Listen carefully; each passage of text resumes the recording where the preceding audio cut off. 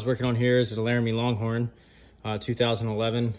Very not overwhelming, but you have your center console that most videos do not have. So rule number one, you have I believe it's 10mm bolts, and you have screws up here underneath this piece. Do not just yank it.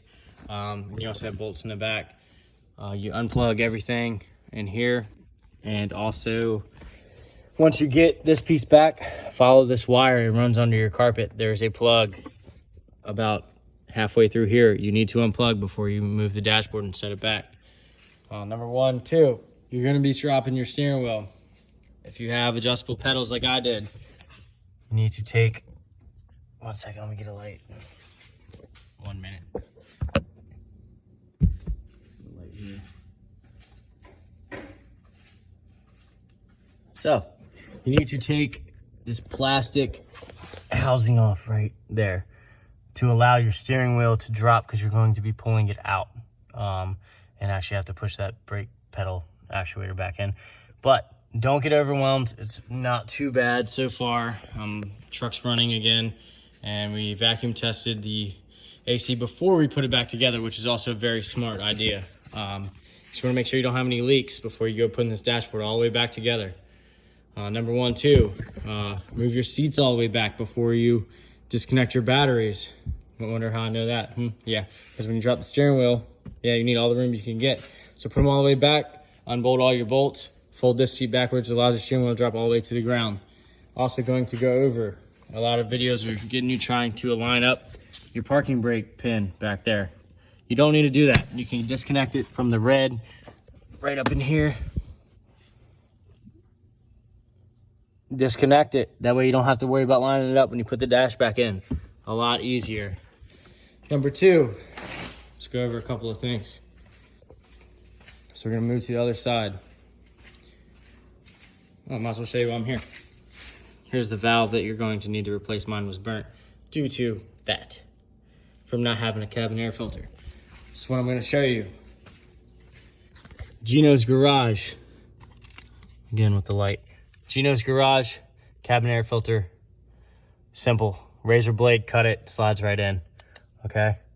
Gonna go over a couple more things. Get you a good set of plastic removing tools. This is 10 bucks off Amazon, just some cheapo stuff to get me through the job.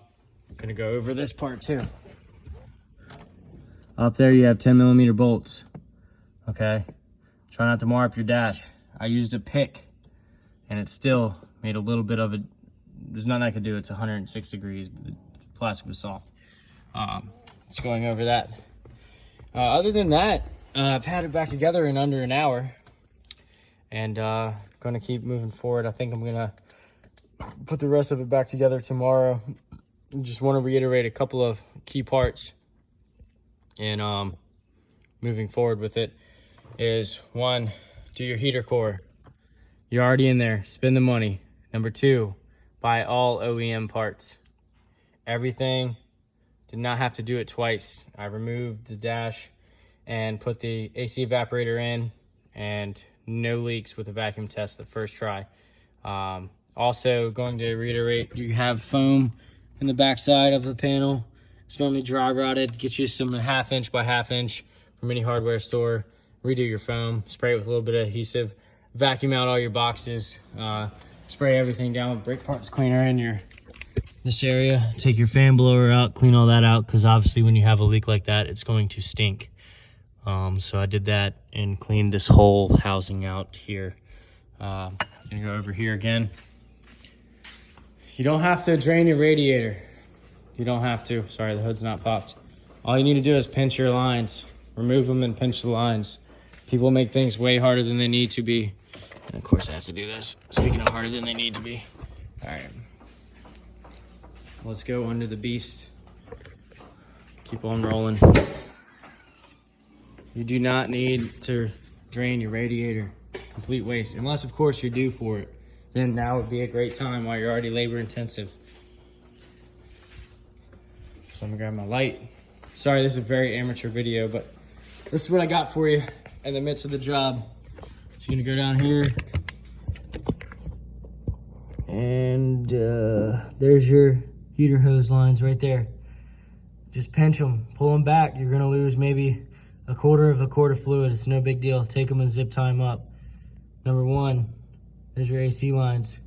You can see the residue from that valve on the old one. You can see the brand new brass on the new one. You can see where it was actually leaking a little bit. So I took the time and I'm gonna clean that up. But this job is not overwhelming, guys. It's not. I would make a lot better video, but I just don't have the time right now, once again. But that's all I can give you on heads up. You're gonna be missing a couple of bolts too. Have a good day.